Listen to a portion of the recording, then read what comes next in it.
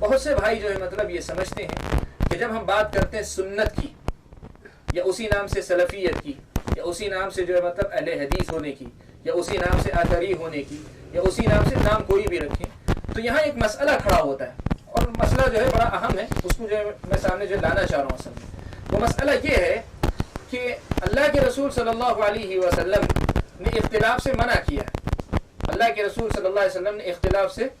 منع کیا ہے، اور اللہ کے رسول صلی اللہ علیہ وسلم نے جب اختلاف سے منع کیا ہے تو کسی بھی نام سے ایک گروہ بنا لینا، ایک گروپ بنا لینا، یہ اختلاف میں مبتلا ہونا ہے۔ اس لیے اپنے آپ کو کوئی نام دے کر یا کوئی پہچان دے کر اس طرح الگ ہونا جو ہے، یہ کہتے ہیں کہ یہ خود بھی ایک بدعت ہے، یہ سنت نہیں ہے۔ سنت کیا ہے؟ سنت یہ ہے کہ اپنا کوئی نام نہ رکھو، مسلمان کے نام پہ تم رہو۔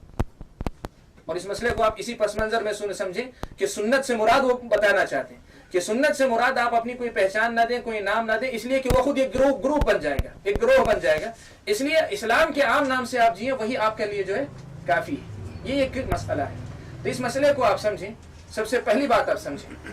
دیکھیے سوال یہ پیدا ہوتا ہے، کیا سنت یا سنت پر چلنے والے اہل السنہ، اہل سنت جن کو کہتے ہیں اہل السنہ، کیا یہ گروہ ہیں، یہ گروہ ہیں، یہ گروپ ہیں کہ نہیں ہے؟ اس مسئلے کو آپ سمجھیں۔ ایک ہے اللہ کے رسول صلی اللہ علیہ وسلم نے گروپ بنانے سے، جماعت بنا کر الگ ہونے، مسلمانوں کی جماعت سے الگ ہونے اور اختلاف کر کے اپنا یہ گروپ بنانے سے منع کیا۔ ایسے گروپ جو بنے ہیں، اس معنی میں اگر آپ گروپ کہنا چاہ رہے ہیں، اس معنی میں اگر آپ گروپ کہنا چاہ رہے ہیں تو سنت جو ہے گروپ نہیں ہے، سنت جو ہے اصل ہے وہی اسلام ہے۔ سنت اور اسلام جو دو چیزوں کا نام نہیں ہے، بلکہ سنت جو ہے اصل کا نام ہے۔ اور اس کو سمجھنے کے لیے تھوڑی سی تاریخ آپ ذہن میں رکھیں کہ نبی اکرم صلی اللہ علیہ وسلم ایک، امت ایک، نبی کی زندگی کے فوری بعد حضرت ابو بکر عمر کے زمانے میں جو لوگ مرتد ہوئے، فنا ہوئے، وہ سب جو ہے اسلام سے باہر کے معاملات تھے۔ میں نے ذکر کیا تھا پہلے ہی کہ پہلا گروہ جو نکلا خوارج کا، تو اصل جو ہے اپنی جگہ قائم ہے، اس سے نکل کر خوارج وجود میں ہے، یہ فرقہ ہے۔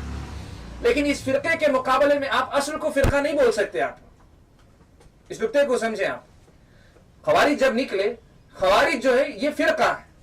لیکن جس سے نکلے وہ فرقہ نہیں ہے، وہ اپنی اصل پر قائم ہے۔ پھر اس میں سے جو شیعہ نکلے، شیعہ جو نکلے وہ فرقہ ہے، جو اصل ہے وہ اپنی جگہ پہ قائم، وہ فرقہ نہیں ہے۔ سمجھ رہے ہیں نا آپ؟ تو سنت ہم نے جو کہا وہ طریقہ ہے جس پر نبی اکرم صلی اللہ علیہ وسلم اور نبی کے بعد نبی کے صحابہ باقی تھے، نبی اور نبی کے صحابہ جس پر باقی تھے۔ یہ بات آپ ذہن میں رکھیں کہ یہ جو ہے یہ چھوٹے سے چھوٹی تعداد میں ہو سکتا ہے۔ ابتدائی زمانے میں یہ تھا کہ مسلمانوں کی جو اصل جماعت تھی وہ بڑی تھی، فرقے جو تھے وہ چھوٹے چھوٹے ہوا کرتے تھے، لیکن جب اختلاف اور انتشار بڑھتا گیا تو وہ صورت بھی آئی اور ہے اس وقت صورت کہ اللہ کے رسول صلی اللہ علیہ وسلم کے زمانے کے بعد وَسَيَعُودُ كَمَا بَدَأَ الْإِسْلَامُ غَرِيبًا وَسَيَعُودُ كَمَا بَدَأَ، پھر سے اجنبی ہو جائے گا والی جو بات ہے وہ آج ہی وہ زمانہ موجود ہے کہ تعداد میں وہ گھٹ جائیں گے، لیکن تعداد میں گھٹنے کی وجہ سے وہ یہ حیثیت نہیں ہو جائے گی کہ وہ اصل نہیں ہے، کسی اور کی تعداد بہت ہو گئی تو وہ سنت ہو گیا، ایسا نہیں، وہ اصل ہے، اپنی جگہ پہ قائم ہے۔ اس مسئلے کو اچھی طرح آپ سمجھیں۔ جتنے بھی فرقے ہیں، جتنے بھی گروہ ہیں، سب ہیں وہ فرقے ہیں، یہ جو ہے مطلب فرقہ نہیں، یہ اصل ہے، یہ اسلام پہ باقی ہے۔ اسی لیے اہل علم نے کئی ایک علماء نے جو ہے مطلب اس نقطے پہ گفتگو کرتے ہوئے کہا کہ اہل سنت کی جب بات آتی ہے، اہل سنت کی جب بات آتی ہے تو یہ گروہ نہیں ہے، یہ اصل دین ہے، یہ اصل دین ہے۔ ہاں اگر اس میں کوئی غلطی کرتا ہے تو مسئلے کی غلطی کی وضاحت کرے، اور وہ غلطی کرنے والا اس مسئلے میں اہل سنت میں سے نہیں۔ فرض کریں میں جو ہے سنت کو بیان کروں، اگر کوئی مسئلہ میں غلطی کر رہا ہوں سمجھنے سمجھانے میں تو اس مسئلے میں میں اہل سنت سے نکل جاؤں گا، لیکن وہ جو مسئلہ ہے جو سنت اہل سنت جو ہے وہ تو جو سنت اصل اسلام ہے اور یہ تو باقی رہے گی۔ اور اس سلسلے میں یہ بات میں نے جو کہی کہ وہ وقت بھی ہوگا کہ جب اصل سنت جو ہے اصل اسلام